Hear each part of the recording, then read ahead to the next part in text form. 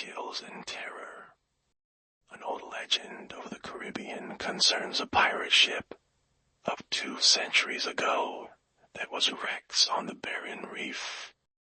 Sailors say that the crew with their ship's bell guard their treasure in a coral cave, and that any foolhardy soul who visits the place is doomed to a horrible end beneath the sea.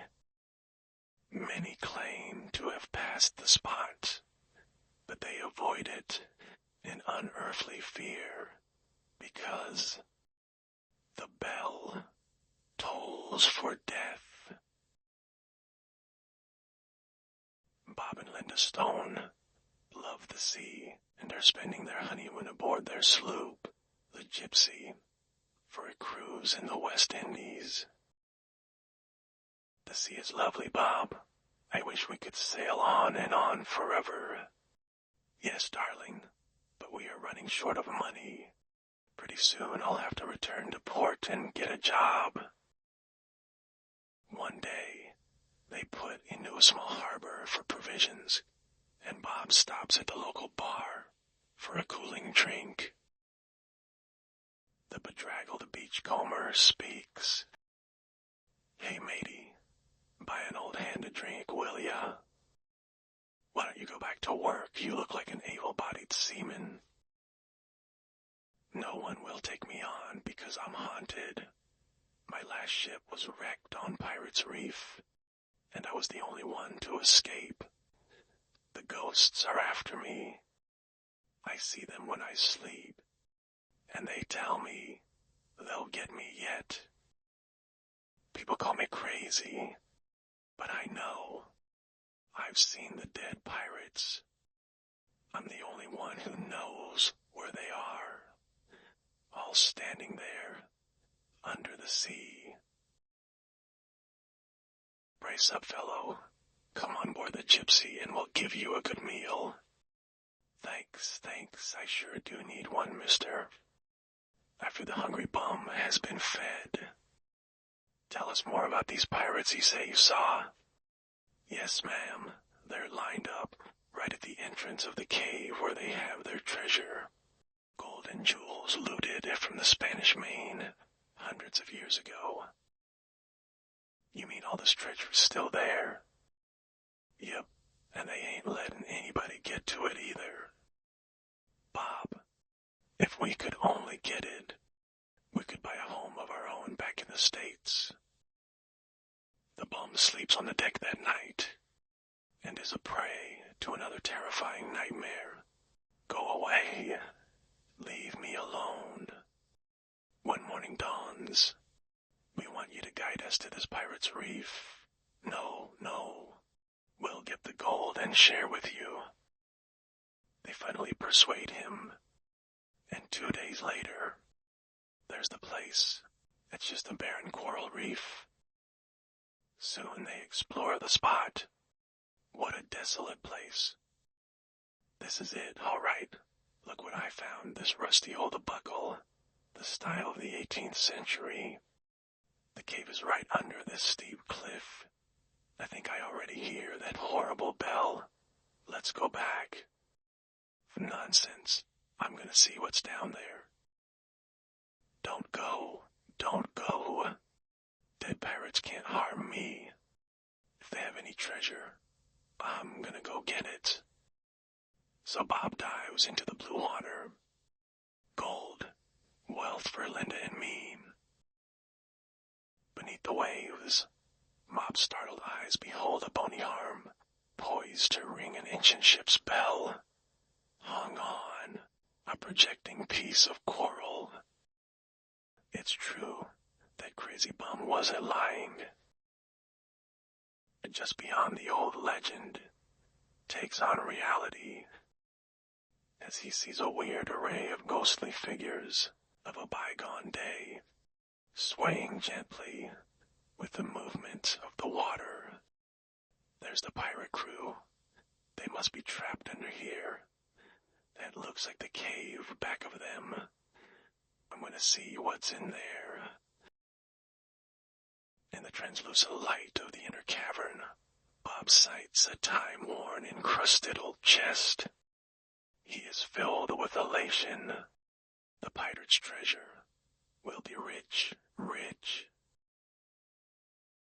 As he tries to dislodge the chest, the bony creature silently wraps his legs with tough seaweed.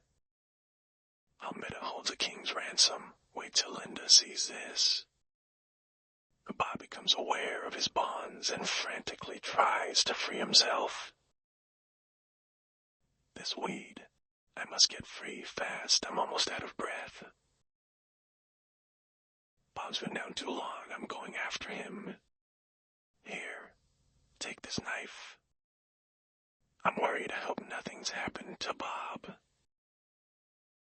The eerie skeletons reach out to grasp Linda as she sees the plight of her husband. Oh, these horrible dead creatures. There's Bob.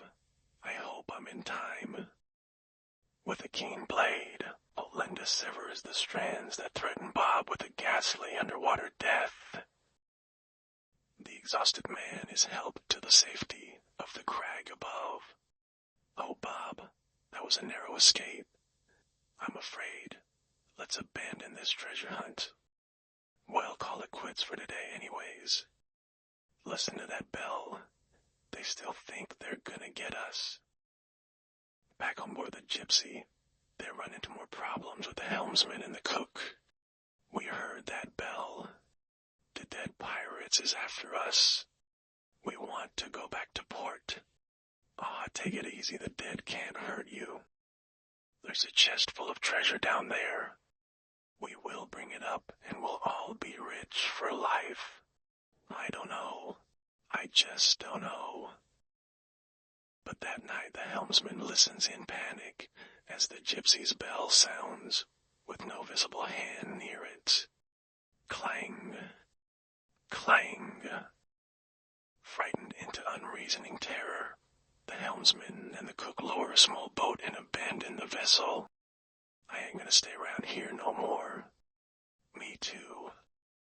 The next morning, Bob, what do we do without the crew? We'll manage. The ship's soundly anchored. I'm going after that chest again.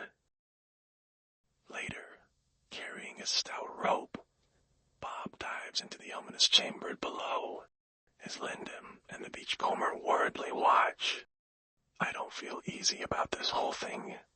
I'm scared. I wish I was back in that bar where I met him. Down under. Those figures, they seem to be reaching for me. But I can't afford to get panicky.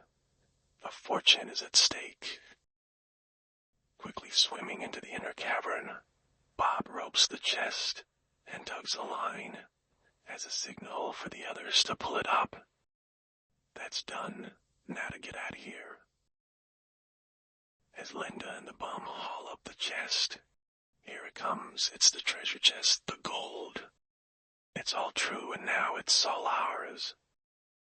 But down below, in the shadowy silence of the watery tomb, Bob is held tight in the horrible clutches of the dead, vengeful of their loss. Ugh, they've got me. I can't get loose. A skeleton's hand tolls the pirate's bell to mark another victim. Clang, clang. Listen to that bell. It's louder than ever. Something's happened to Bob. I'm going down there. A quick dive brings to Linda's horrified eyes the sight of her husband's limp figure and the grasp of his grisly captors. Oh no. Linda desperately tries to free Bob from the bony embrace, but without success. Bob, he's drowning. Before long, the skeleton arms get a deathly grasp on Linda herself. Struggle as she will, the unfortunate girl cannot break loose from the tight clutch of the vindictive dead arms.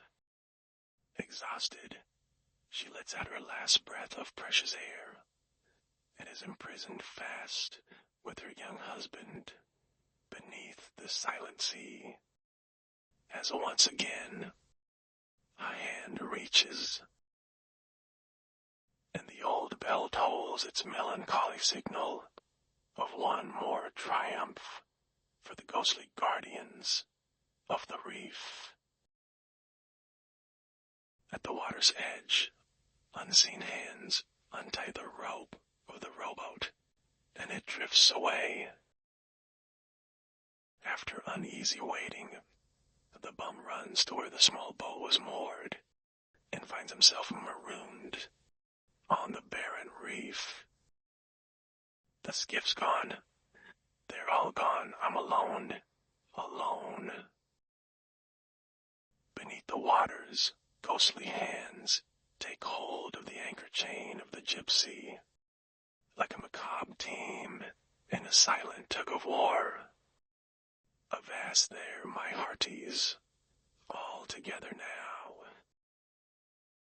And when the moon rises into the tropic night, the vessel slowly settles below the waves, soon to disappear from sight forever.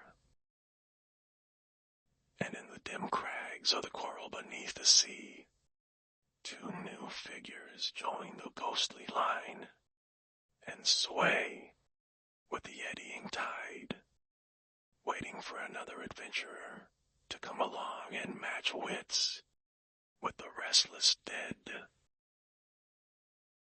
While above, the bum, crazed by thirst and fear, tosses the treasure back into the sea. Gold, cursed gold, go back where you came from.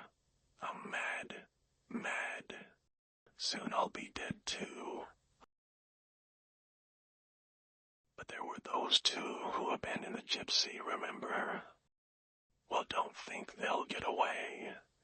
The dead pirates have that one all figured out too. Their small boat has been pulled off course and is adrift on the limitless ocean. Soon they too will go mad and jump overboard. And nearby, the sharks are waiting.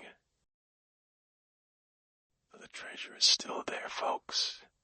And if you think you can outwit that old gang of freebooters under the ocean, come up and see your little pal, the Nameless One, sometime. Maybe I'll tell you where that coral reef is. But have you got enough nerve